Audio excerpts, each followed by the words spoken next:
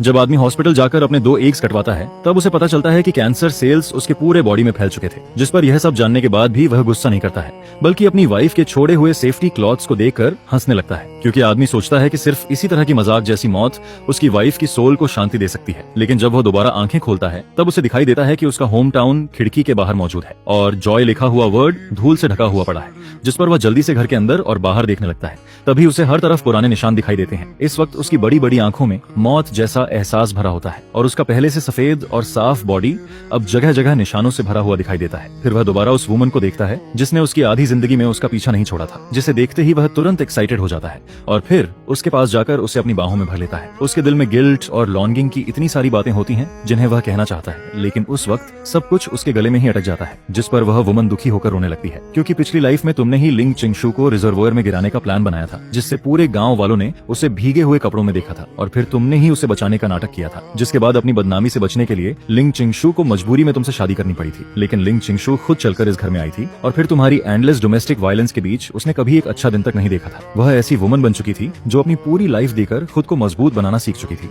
और फिर वह सब कुछ खत्म हो गया था, जिस पर तुम अभी अपने रिबॉर्न होने की खुशी में डूबे ही होते हो। तभी अचानक एक तेज आवाज सुनाई देती है, निकल जाओ, भागो मत। यह सुनकर तुम अचानक लिंग चिंगशू की तरफ देखते हो। उसके पूरे बॉडी पर पड़े हुए निशानों को देखकर तुम्हें सब याद आने लगता है। इस बार लिंग चिंगशू अपने पेरेंट्स के घर से पैसे उधार लेकर अपनी बेटी के लिए राइस सीरियल खरीद कर लाई थी, लेकिन तुमने वह भी उससे छीन लिया था ताकि तुम उससे वाइन खरीद कर पी सको। और फिर नशे में धुत होकर तुमने उसे बेड पर बेरहमी से टॉर्चर किया था। जल्दी ही उसके मुंह के किनारे से खून बहने लगता है, जिस पर लिंग चिंगशू चुपचाप तुम्हारी तरफ देखती है और फिर हल्का सा ताना मारकर मुस्कुराती है, क्योंकि उसे खुद याद नहीं था कि यह सब कितनी बार हो चुका था। हर बार जब तुम होश में आते थे तब तुम उसके सामने घुटनों पर बैठकर माफी मांगते थे, लेकिन वह सब 2 दिन से ज्यादा कभी नहीं चलता था और फिर तुम्हारे पैर दोबारा लिंग चिंगशू के बॉडी पर पड़ने लगते हैं। वह तुम्हारे बेड वाले टॉर्चर को चुपचाप सह लेती थी, लेकिन अपनी बेटी को भूख से रोते हुए नहीं देख पाती थी, क्योंकि छोटी बच्ची इतनी भूखी थी कि उसके पास खाने के लिए कुछ भी नहीं था, जिस पर वह बच्ची धीरे धीरे रोने लगती है। यह देखकर लिंग चिंगशू की आंखों में एक बार फिर जीने की हल्की सी उम्मीद दिखाई देती है। फिर वह जल्दी से अपने कपड़े खोलती है और अपनी बेटी को गोद में उठा लेती है, लेकिन लिंग चिंगशू लंबे समय से ठीक से खाना नहीं खा रही थी, इसलिए उसके पास दूध नहीं था, जिस पर छोटी बच्ची दूध नहीं पी पाती है और जोर जोर से रोने लगती है। अपनी बेटी की आवाज सुनकर तुम भी चौंक जाते हो। फिर तुरंत बेड से नीचे उतरते हो और जमीन पर पड़े कपड़े उठाने लगते हो, जिसके बाद तुम जल्दी से कहते हो, पत्नी तुम रुको, मैं अभी हमारी न्यू मेंग के लिए कुछ खाने का इंतजाम करके आता हूँ। इतना कहकर तुम तुरंत गाँव के बाहर मौजूद वीट शॉप की तरफ भागते हो, जिस पर वहाँ बैठे बूढ़े ओल्ड हुआंग तुम्हें देखते ही अपने बड़े बड़े पीले दांत दिखाकर पूछते हैं, क्या बात है, आज कौन सी वाइन चाहिए तुम्हें? जिसके जवाब में तुम कहते हो, ओल्ड हुआंग,